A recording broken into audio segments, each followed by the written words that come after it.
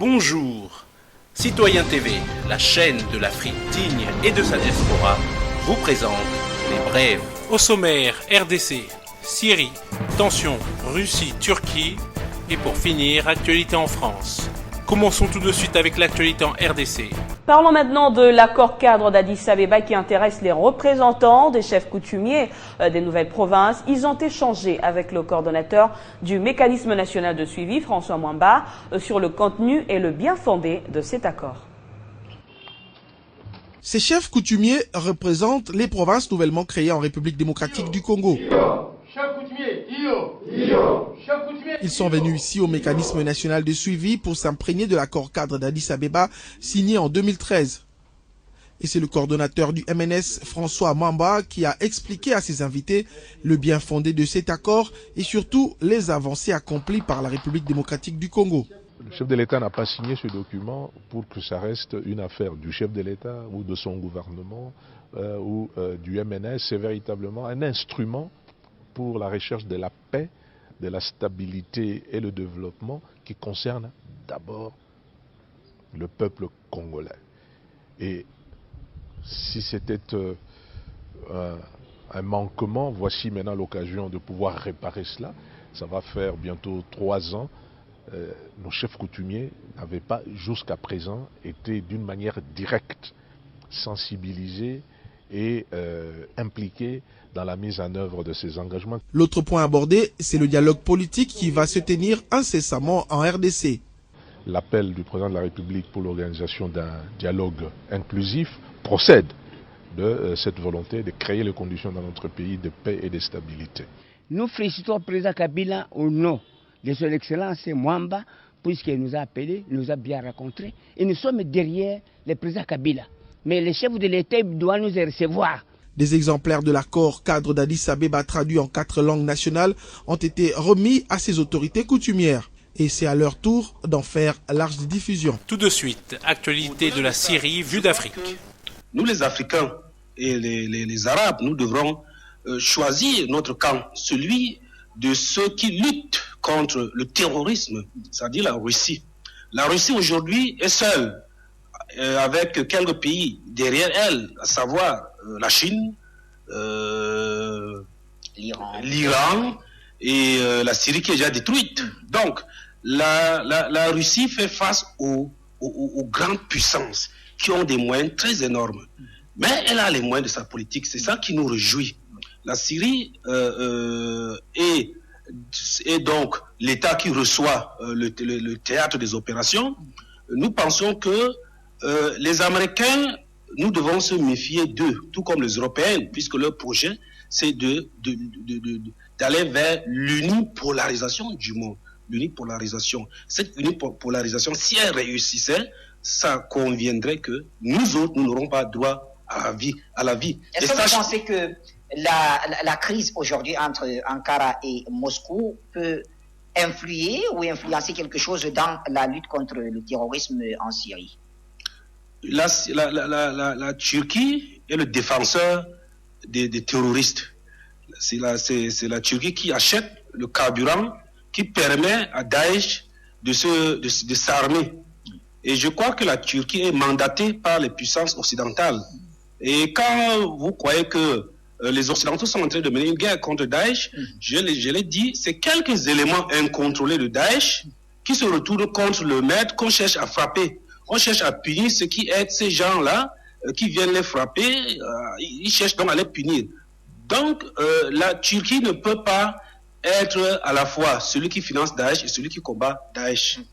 Tout de suite, tension Russie-Turquie par Thierry Messant. Monsieur Thierry Messant, vous êtes écrivain et journaliste français. Merci infiniment de vouloir accorder cet entretien à la radio francophone iranienne. Permettez-moi d'indiquer toujours à nos auditeurs que vous trouvez actuellement en Syrie. Monsieur Messant, la tension s'est considérablement accrue entre la Russie et la Turquie suite en fait à cet incident, c'est-à-dire suite en fait qu'un avion russe a été abattu par les Turcs.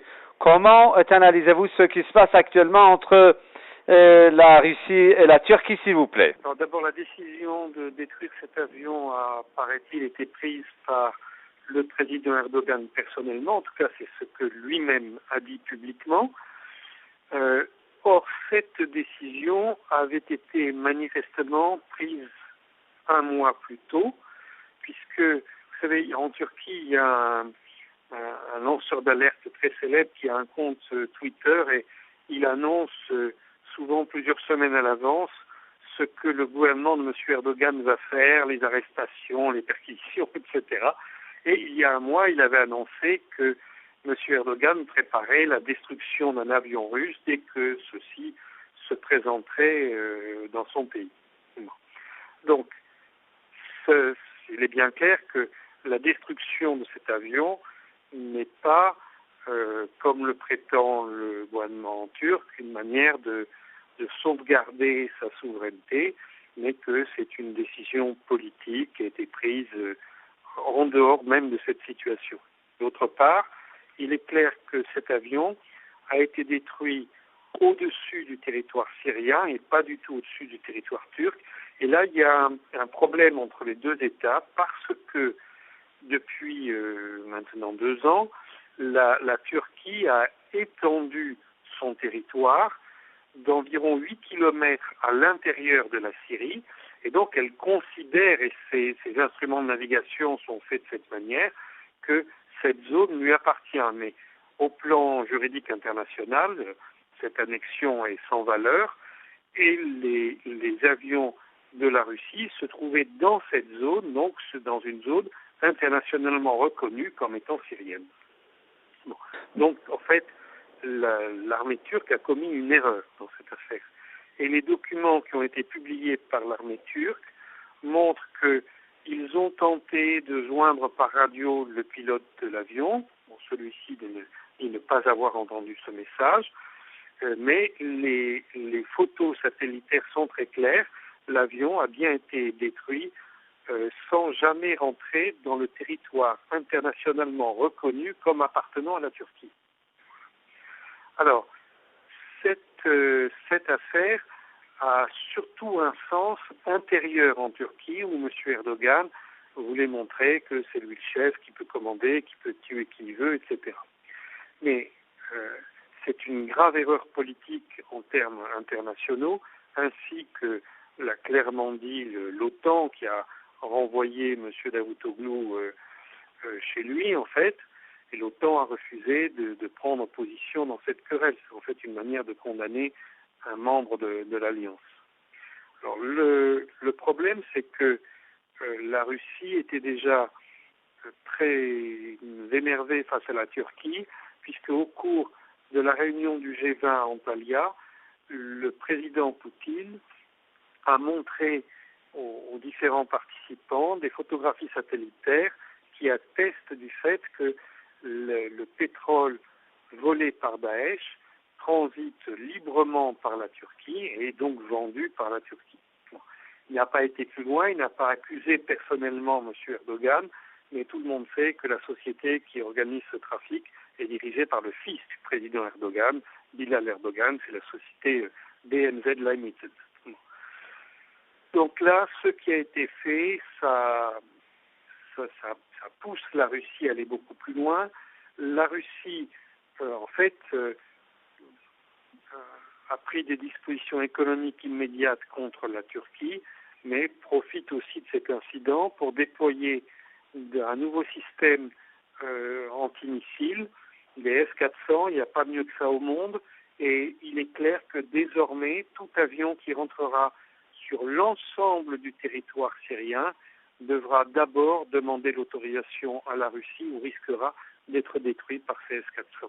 Ceci est valable aussi bien pour les avions de la prétendue coalition anti-Daesh que pour les avions israéliens. Mais vous l'avez dit en fait, les autorités russes ont parlé des mesures économiques et de rétorsion contre la Turquie. Le Premier ministre en a parlé, le vice-premier ministre en a parlé. La Russie a demandé à ses ressortissants actuellement en Turquie de rentrer dans le pays.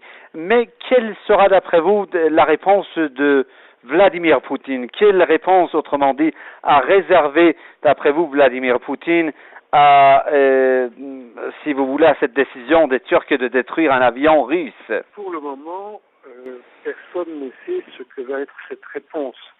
Mais il est assez facile à anticiper. Aujourd'hui, M. Erdogan n'a plus ni le soutien des États-Unis, ni celui de la Russie.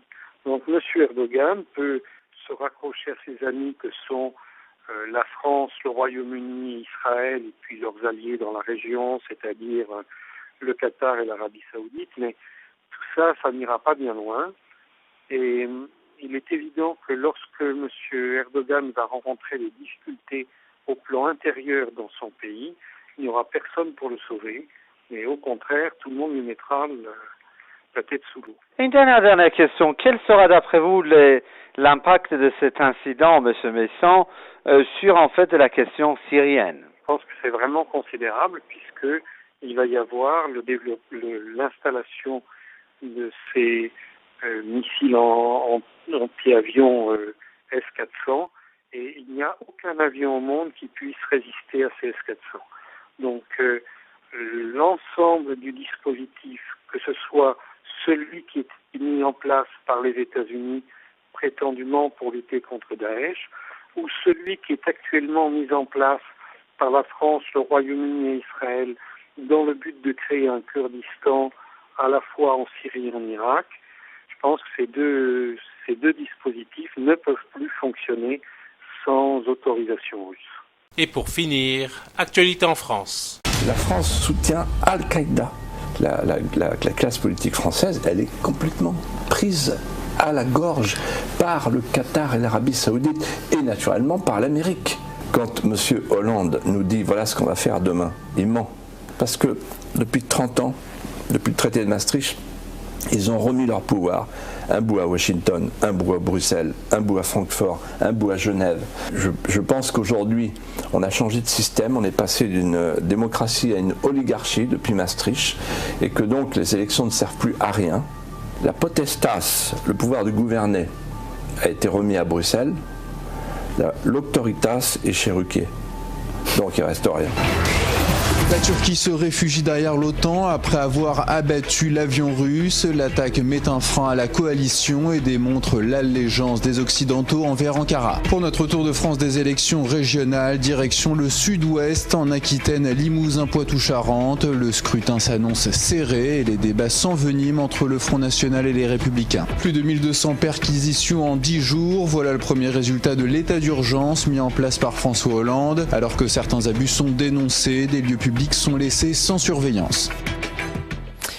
Et dans le reste de l'actualité, Erdogan montre son vrai visage et l'OTAN s'incline. Si la Turquie est suspectée d'appuyer l'État islamique, sa décision d'attaquer un avion russe prouve sa crainte d'une coalition contre Daesh. L'OTAN a par ailleurs confirmé tout son soutien à Ankara. 2 jours après la destruction d'un avion russe par l'armée turque, tout porte à croire que l'attaque a été perpétrée délibérément. L'ordre de détruire l'avion a bien été donné par les autorités turques. Pour Vladimir Poutine, c'est un coup de poignard dans le dos. Si Ankara a évoqué un accident, le président Erdogan a ensuite rejeté la responsabilité sur la Russie. En effet, le Sukhoi aurait pénétré l'espace aérien turc pendant 17 secondes. Au moment même où François Hollande tente de former une coalition unie, la Turquie apparaît désormais comme un problème et non comme une solution. Tancred Josserand, attaché de recherche à l'Institut de stratégie comparée, nous explique pourquoi l'OTAN a réaffirmé son soutien à Ankara. La Turquie est membre de l'Alliance Atlantique depuis 1952 et qu'il existe dans le traité d'adhésion à l'Alliance Atlantique une clause qui est fondamentale, c'est celle de la solidarité entre les membres de l'Alliance. C'est-à-dire que toute attaque ou acte d'agressivité contre un membre de l'Alliance est considéré comme une attaque contre tous les autres membres de l'Alliance Atlantique. Pour cette raison, il est, du point de vue de l'Alliance Atlantique, parfaitement normal de porter soutien et assistance à la Turquie. Ankara et Moscou étaient déjà en désaccord sur l'opposition syrienne dite modérée. Si les Turcs la soutiennent, les Russes considèrent qu'il s'agit de terroristes au même titre que l'État islamique. Mais la famille du président Erdogan entretient des relations troubles avec Daesh. Sa fille, Soumaya, serait propriétaire d'un hôpital secret en Turquie, soignant les blessés de Daesh. Bilal, le fils du président turc, est quant à lui accusé de faire du commerce pétrolier avec l'organisation terroriste. Quoi qu'il arrive, Vladimir Poutine a renoncé à hausser le ton. En effet, la Turquie se procure 60% de son gaz en Russie, une manne à laquelle ne peut renoncer le chef du Kremlin. L'épisode du Sukhoi aura toutefois permis à l'armée russe de consolider sa présence en Syrie. Des batteries antimissiles seront prochainement envoyées dans la province de Latakia, le fief de Bachar Citoyen el-Assad. TV, la chaîne de l'Afrique digne et de sa diaspora, vous a présenté les brèves.